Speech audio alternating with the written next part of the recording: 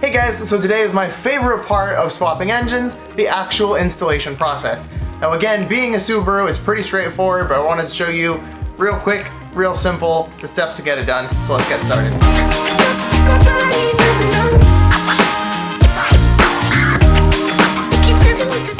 So the first step, of course, is to swap all the parts that didn't come on your new engine off of your old engine. It's at this time where you'd want to install any gaskets or hardware that you don't otherwise have or want to reuse. In this case, this engine is such low mileage that I'm not going to bother replacing the gaskets in it. So you move on to the next step, which is of course cleaning up the engine bay in preparation for the new engine.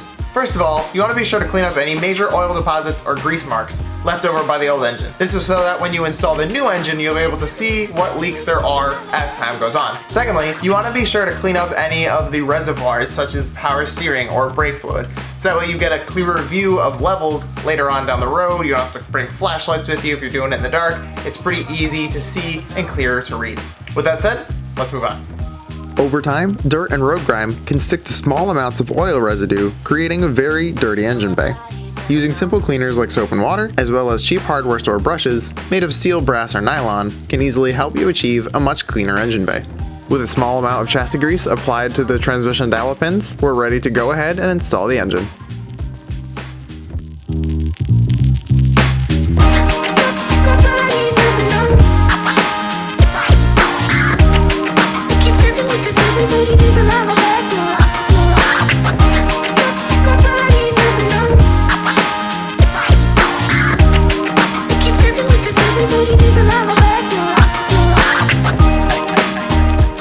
In order to get the engine placed properly, hand tighten the bolts that hold the engine to the transmission, then lower the motor mounts down into the subframe slots.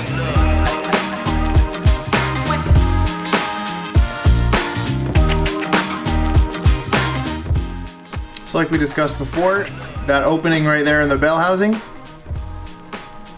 that's going to be how you access the flywheel bolts. My method for gaining access to that is taking this hose off of the throttle body and this connector off of the connector for the throttle body as well, and tucking them down beneath the engine lift point, which I did not use. To help keep it down, tuck them in there and zip tie them off. So there you go, tie those off and then take a mirror, stick it down in there so you can observe the flywheel bolts to see when you're able to access those holes by turning the crankshaft with a breaker bar or a ratchet, and then you'll be on your way to fully connecting up the engine to the transmission.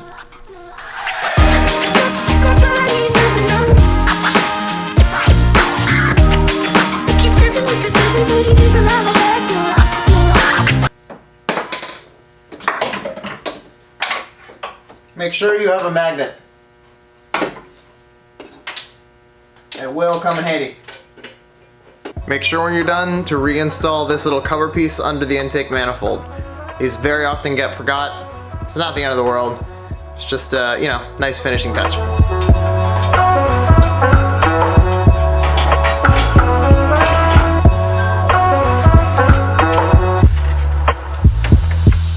If you don't know cars, you can't possibly know the feeling that that gives you right there.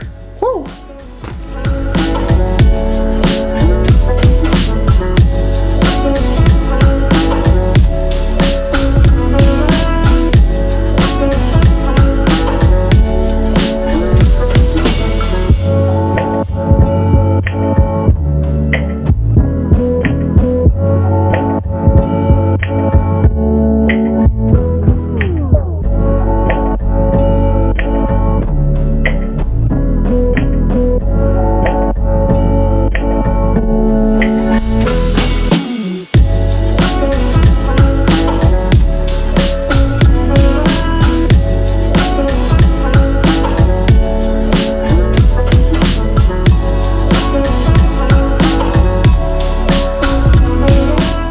Alright, so now as you can see, I'm just topping off fluids. The fluids that are in it now, like the oil and the coolant, are things that are going to get flushed out in like 1,000 miles. Therefore, I'm not too concerned about its actual composition. At that point, the coolant will get flushed out and new properly diluted fluid will be put in its place, and of course a fresh oil change, fresh filter, all that. I don't know if this engine's been sitting around for some time in a junkyard, that there could be rust or flakes or just gunk inside the passages of the engine, so we're gonna try to clean all that out. This engine does have a 5-year warranty, and after a few hundred miles maybe, if the engine does work out well, I'll represent that company to you guys, because I do think it's worth promoting good companies. Unlike who sold me 3 bad engines. So now let's reconnect the battery. I'm gonna unplug the coil packs. I'm gonna crank the engine over a few times to get oil pressure from the crank up to the heads.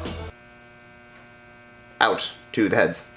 My technique to unplug the coil pack: pull the spark plug wires up out of their holders. Down here where the plug is, you're gonna push in on the tab here, reach a flathead screwdriver down in this little crevice, and push back, and your plug is off.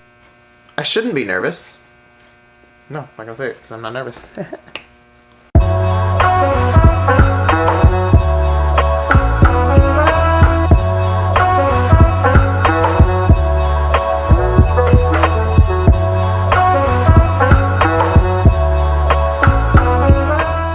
I also recommend pulling your fuel pump fuse so you don't pump those cylinders full of fuel while you're just trying to crank it.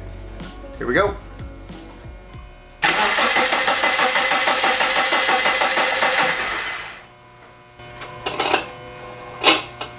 So once you see that little oil light go out, you're ready to try to start the car.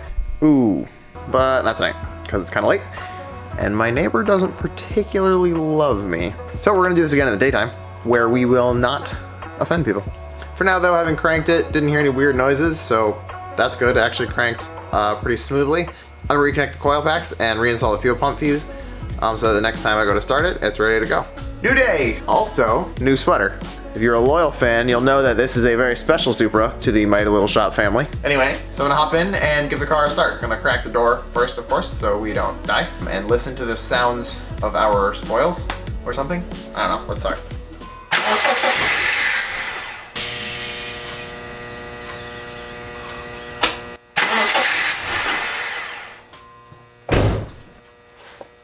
That didn't sound good.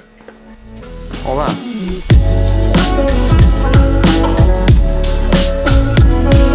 So that's it. That's how you install the physical engine inside the engine bay. Now to actually see what went wrong and how to get it running, make sure you're subscribed so you don't miss that episode. I'm gonna be honest, that was my bad.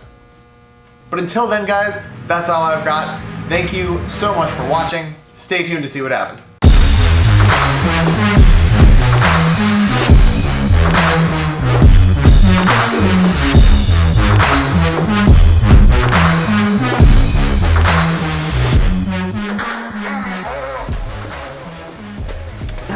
So in the excitement of installing the new engine and cleaning it all up and all that, I may have forgotten